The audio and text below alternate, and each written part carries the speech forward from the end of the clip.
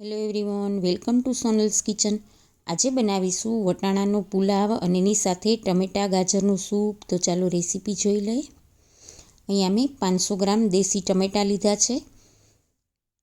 ટમેટાને આ રીતે 4 પીસમાં કટ કરી લેશું. બધા ટમેટાં સુધારાઈ ગયા છે. અહીંયા મેં 1 ગાજર, 1 બટેટું અને 2 ડુંગળી લીધી છે. ડુંગળી સુધારીને લીધી છે. હવે બટેટું છે એને પણ ઝીણું સુધારી લેશું. બટેટું નાખવાથી સૂપ છે એ એકદમ સરસ ઘાટું બનશે અને સ્વાદમાં પણ સરસ થશે.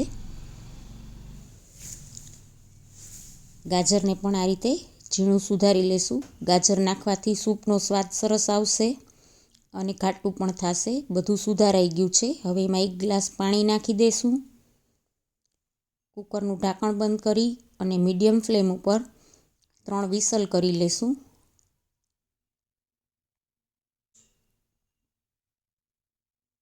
અહીંયા મેં ચોખાને અડધી કલાક પહેલાં પલાળી દીધા હતા. બાસમતી ચોખા 1 વાટકી લીધા છે. 1 ગાજર, 1 બટેટું અને અડધી વાટકી વટાણા લીધા છે. ગાજર બટેટાને ઝીણા સુધારી લીધા છે. ભાત આપણે બનાવી લઈશું. ટમેટાં બફાઈ ગયા છે. એને એક મિક્સર જારમાં લઈ લઈશું. ક્રશ કરી લેશું અને એક આ રીતે ચાયણો રાખી અને આપણે આ પલ્પને ગાળી લેશું. મિક્સર જારમાં 3 ગ્લાસ પાણી નાખી અને એ પણ આમાં નાખી અને ચાળી લેશું. હવે એમાં 1 લીલું મરચું ઝીણું સુધારીને લીધું છે. લીમડાના પાન લીધા છે. આદું છીણીને લીધું છે અને સ્વાદ પ્રમાણે મીઠું નાખી અડધી ચમચી લાલ મરચું નાખી દઈશું અને થોડીવાર ઉકાળી લેશું. અહીંયા આપણા ભાત તૈયાર થઈ ગયા છે. એને ઓસાવી લેશું. સૂપ થોડું ઉકળે પછી એમાં 2 ચમચી ખાંડ નાખી દઈશું. બરાબર મિક્સ કરી લેશું. હવે એક વઘારિયામાં 1 ચમચી તેલ મૂકી 2 લવિંગ અને 2 ટુકડા તજના નાખી દઈશું. અડધી ચમચી રાઈ, અડધી ચમચી જીરું નાખી દઈશું અને ચપટી હિંગ નાખી દઈશું. તૈયાર થયેલ વઘારને સૂપમાં નાખી દઈશું અને થોડીવાર સૂપને ઉકાળી લેશું.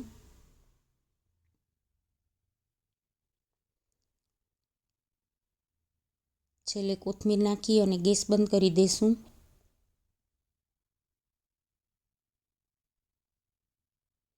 હવે એક કઢાઈમાં 1 ચમચી ઘી મૂકી દઈશું. એમાં તજ લવિંગ નાખશું. કાજુના ટુકડા લીધા છે, બદામના ટુકડા લીધા છે એ નાખી દઈશું. થોડી કિસમિસ નાખશું.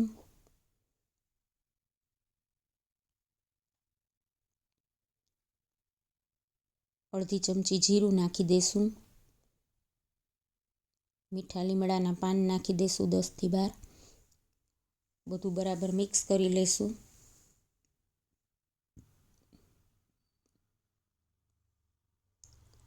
હવે જે બનાવેલા ભાત છે એ એમાં નાખી દઈશું.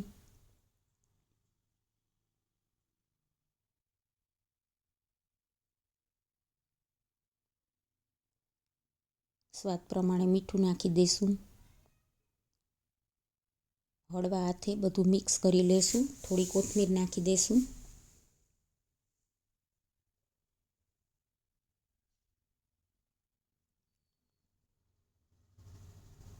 બરાબર મિક્સ થઈ જાય એટલે ગેસ બંધ કરી દઈશું. તૈયાર છે વટાણાનો પુલાવ સાથે ગાજર ટમેટાનું સૂપ. જરૂરથી ટ્રાય કરજો. જો તમને આ રેસીપી સારી લાગે તો લાઈક કરજો, શેર કરજો અને સબસ્ક્રાઈબ કરવાનું ભૂલતા નહીં.